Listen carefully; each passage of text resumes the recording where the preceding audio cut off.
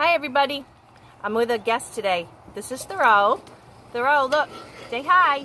And and this is Callie. Okay, look out. Good dogs. We're gonna read a book today, and I brought Thoreau in, but he's camera shy. And it's called Henry David's House because my dog Thoreau is named after Henry David. And it's a great time for a book. This is Henry Thoreau, and it's edited by Schnur and illustrated by Fiore. And that is Callie. And this is a quote by Ralph Waldo Emerson. He was a friend of Thoreau's. And it says, "Every spirit builds itself a house, and beyond its house a world, and beyond its world a heaven."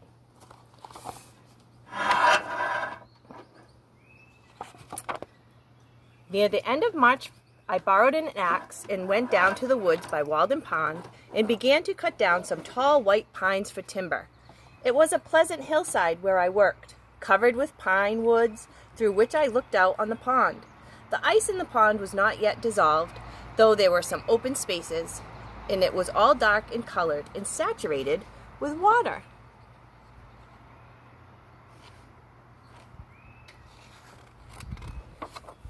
On the 1st of April it rained and melted the ice, and in the early part of the day, which was very foggy, I heard a stray goose groping about over the pond and cackling as if lost, or like the spirit of the fog. So I went on for some days cutting and hoeing timber, and also studs and rafters, all with my narrow axe, singing to myself. My days in the woods were not very long ones, yet I usually carried my dinner of bread and butter and read the newspaper in which it was wrapped. At noon, sitting among the green pine boughs which I had cut off, sometimes a rambler in the wood was attracted by the sound of my axe, and we chatted pleasantly over the chips which I had made.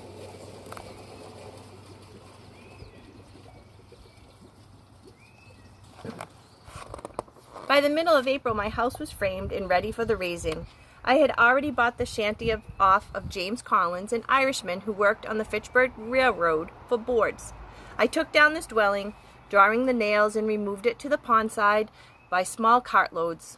One early thrush gave me a note or two as I drove along the woodland path.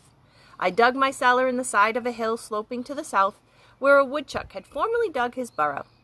Down through blackberry roots 6 feet square by 7 deep to a fine sand where potatoes would not freeze in any winter.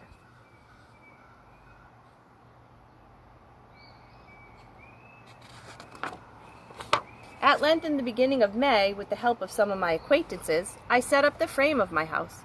I began to occupy my house on the 4th of July, as soon as it was boarded and roofed, and before boarding I laid the foundation of a chimney at one end, bringing 2 cartloads of stones up the hill from the pond in my arms.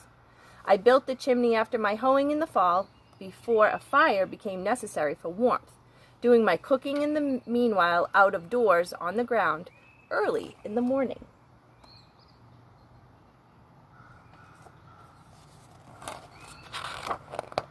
I have thus a tight shingled and plastered house, 10 feet wide by 15 long, and 8 feet posts, with a garret and a closet, a large window on each side, 2 trap doors, 1 door at the end, and a brick fireplace opposite. I have also a small wood shed adjoining, made chiefly of the stuff which was left after building the house.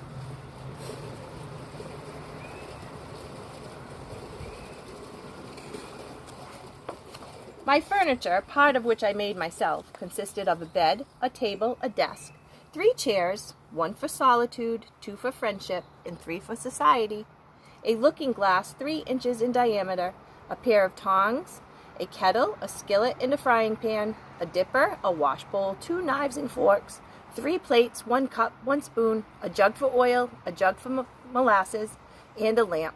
My dwelling was small, but it seemed larger for being a single apartment and remote from neighbors. All the attractions of a house were concentrated in one room. It was kitchen, chamber, parlor, and keeping room.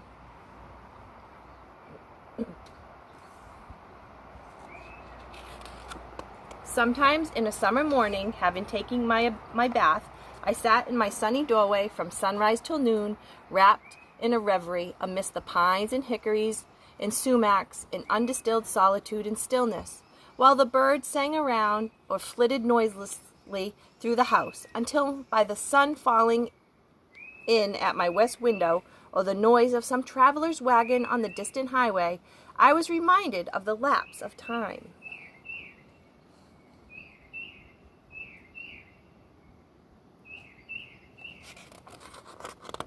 In warm evenings, I frequently sat in a boat, playing the flute, and saw the perch, which I seemed to have charmed, hovering around me, and the moon traveling over the ribbed bottom, which was strewed with wrecks of the forest. By the 1st of September, I saw 2 or 3 small maples turn scarlet across the pond. Gradually, from week to week, the character of each tree came out, and it admired itself reflected in the smooth mirror of the lake.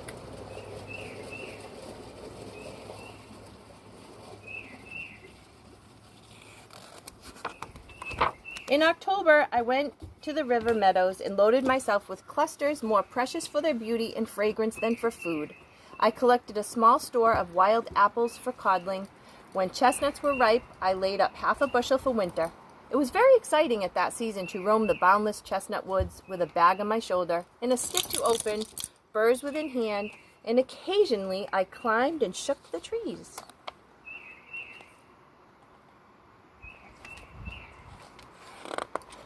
Many a traveler came out of his way to see me in the inside of my house.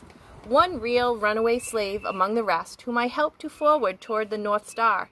Children came a-berrying, and railroad men taking a Sunday morning walk in clean shirts, fishermen and hunters, poets and philosophers, all honest pilgrims who came out to the woods for freedom's sake, and really left the village behind, and I was ready to greet.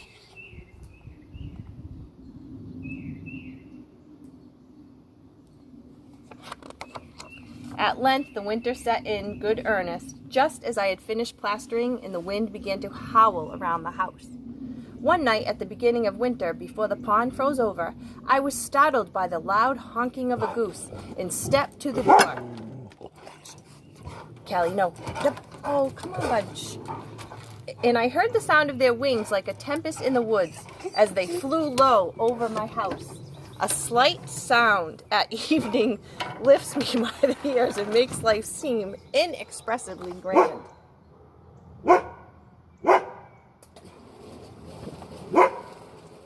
That's Cat. I also heard the whooping of the ice in the pond as if it were restless in its bed. Sometimes I heard the foxes as they ranged over the snow crust in moonlight nights in search of a partridge or other game, barking like forest dogs, just like Callie's doing. Usually the red squirrel waked me in the dawn, coursing over the roof and up and down the sides of the house.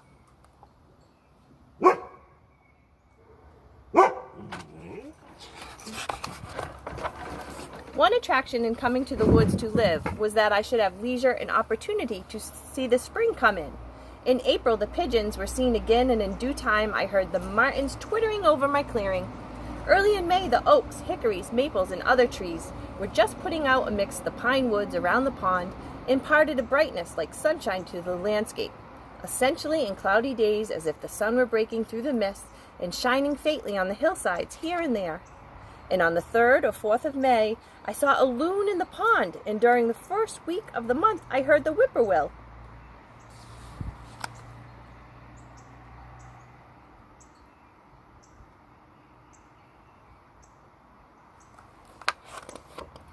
We can never have enough of nature.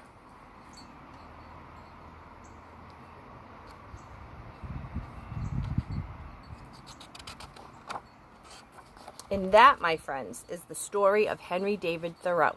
Now, it's a beautiful day. Go outside in your backyard or take a walk somewhere and try to listen to the sounds of nature. I hear birds over there. And just enjoy the sun. It's all we can do. Keep smiling. See you soon. Bye.